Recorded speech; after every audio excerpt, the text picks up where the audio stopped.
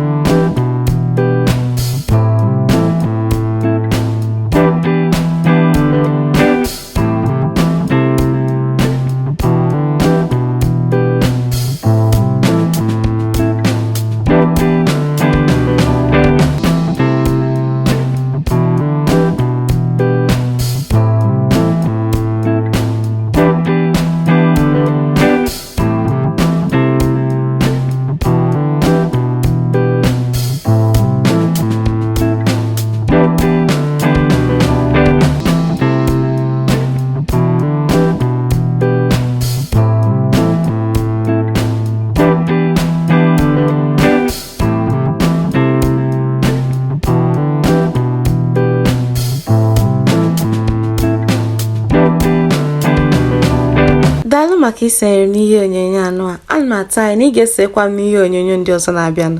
Ka emesịanụ.